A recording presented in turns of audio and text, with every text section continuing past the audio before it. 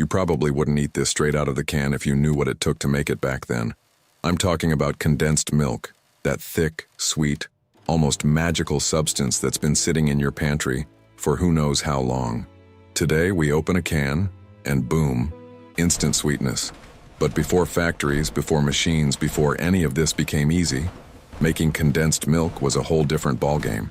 And trust me, what you're about to discover is going to change the way you look at that innocent little can forever. So here's the deal. We're going deep into the pre-industrial world, back when making condensed milk wasn't just a recipe. It was survival, chemistry, and a whole lot of elbow grease mixed together. And pay attention, because what I'm about to tell you in the next few minutes is something most people have no clue about. There's a twist in this story that's going to blow your mind, and if you stick around until the end, you'll understand why this product became one of the most valuable commodities in history. All right, let's set the stage. We're talking about the 1700s and early 1800s, way before Gale Borden patented his famous process in 1856. Back then, most condensed milk was made with bull's milk, not cow's milk, because bull's milk was naturally sweeter. Families living in rural areas, especially in Northern Europe and colonial America, had to figure out how to preserve dairy without refrigeration, and let me tell you, it wasn't pretty. Now here's where things get interesting. The whole idea behind condensed milk was simple in theory. Remove enough water from milk so bacteria can't grow, add sugar to preserve it even further, and you've got something that can last for months, maybe even years if you're lucky. But doing this by hand over an open fire, in a drafty farmhouse with no thermometer, that's where the real challenge began. First, you needed milk. And I'm not talking about running to the grocery store. No, you'd wake up before dawn, head out to the barn in freezing temperatures and milk your cows by hand. Every single day. Your hands would cramp, your back would ache, and if the cow was in a bad mood, good luck. On average, one cow could produce about 2 to 3 gallons of milk per day, but here's the kicker.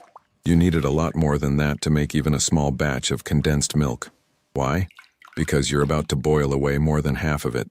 Once you had your milk, you'd strain it through cloth to remove any dirt, hair, or, let's just say, undesirables. This wasn't optional. Raw milk back then was sketchy at best. Then came the sugar. And oh man, sugar was expensive. We're talking about a time when sugar was literally called white gold. It was imported from the Caribbean, controlled by colonial powers and taxed like crazy. A pound of sugar could cost you a day's wages. So when you're dumping cup after cup into a giant pot of milk, you're basically watching your money evaporate. Literally. Here's what most people don't know. The ratio mattered. A lot. You couldn't just eyeball it. Too much sugar, and you'd end up with crystallized sludge. Too little, and the milk would spoil within days. The sweet spot, pun intended, was roughly 1 part sugar to 2 parts milk by volume. But without precise measurements, people relied on experience, intuition, and a whole lot of trial and error. And when I say error, I mean entire batches ruined, wasted, gone. Now comes the hard part, the boiling. You'd pour your milk and sugar into the largest copper or iron pot you owned. Copper was preferred because it distributed heat more evenly, but it was also crazy expensive, so most families made do with iron. Then you'd hang that pot over an open fire. Not a stove, not a controlled burner. An actual wood fire that you had to keep going for hours. And I mean hours. We're talking anywhere from 4 to 8 hours of constant, gentle simmering. But here's the thing. You couldn't just walk away.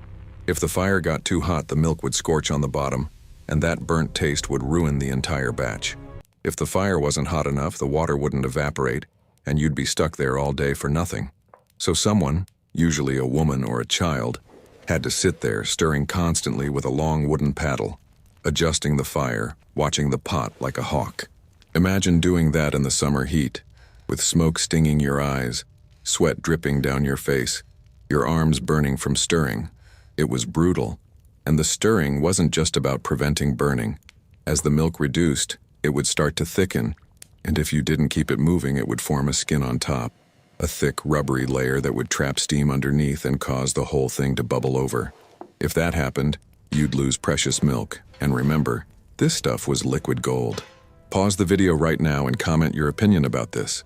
Could you imagine standing over a fire for 8 hours straight, stirring a pot of boiling milk, knowing that one mistake could waste an entire day's worth of work and money? All right, so you've been stirring for hours.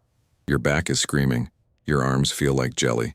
The milk has reduced by about 60%. It's gone from watery and white to thick, creamy, and pale golden. This is when you knew you were getting close. But you couldn't stop yet. This is where experience really came into play. You had to know exactly when to pull it off the fire. Too early, and it wouldn't be thick enough to preserve. Too late, and it would turn into a hard, caramelized candy that was impossible to use. Some families would test it by dropping a spoonful onto a cold plate. If it held its shape and didn't spread, it was ready. Others would lift the paddle and watch how the milk dripped off. If it fell in thick ribbons that held together, you were golden. But if you misjudged it, you'd have to start over. And starting over meant another cow to milk, more sugar to buy, more wood to chop, more hours by the fire. Once it was done, you'd pour the condensed milk into sterilized jars, usually ceramic or glass if you could afford it, or even hollowed-out gourds in some regions. But here's something wild. They didn't have airtight lids back then, so people would seal the jars with wax, cloth dipped in tallow, or even layers of oiled paper tied down with string. It wasn't perfect, but it worked well enough to keep the milk from spoiling for several months if stored in a cool, dark place. Now, let's talk about why people went through all this trouble in the first place. Condensed milk wasn't just a sweet treat. It was survival. In the winter, fresh milk was scarce. Cows produced less, and what little they did produce would freeze solid in unheated barns. Having a stash of condensed milk meant you could still make porridge, bake bread, feed your children, and have something resembling nutrition when everything else was buried under snow. And it wasn't just families making this stuff. By the early 1800s, small-scale dairies started producing condensed milk to sell at markets. It became especially popular among sailors and soldiers because it didn't spoil on long voyages. In fact, condensed milk was used extensively during the American Civil War to feed troops in the field. It was lightweight, calorie-dense, and didn't need refrigeration. It literally kept armies marching. But here's where it gets even more fascinating. The process I just described? That was the simple version. In some parts of Europe, especially Scandinavia and the Alps, people would take it a step further. They'd add spices, cinnamon, cardamom, even a pinch of salt, to enhance the flavor and preservation. In Norway, there's a traditional product called gomo, which is essentially condensed milk cooked until it's thick enough to slice. They'd cut it into blocks, wrap it in cloth, and store it for the entire winter. It was like dairy candy, and it could last for over a year. And get this, in some regions they didn't even use sugar. Instead, they'd rely purely on evaporation and a slow, controlled burn to concentrate the milk's natural sugars.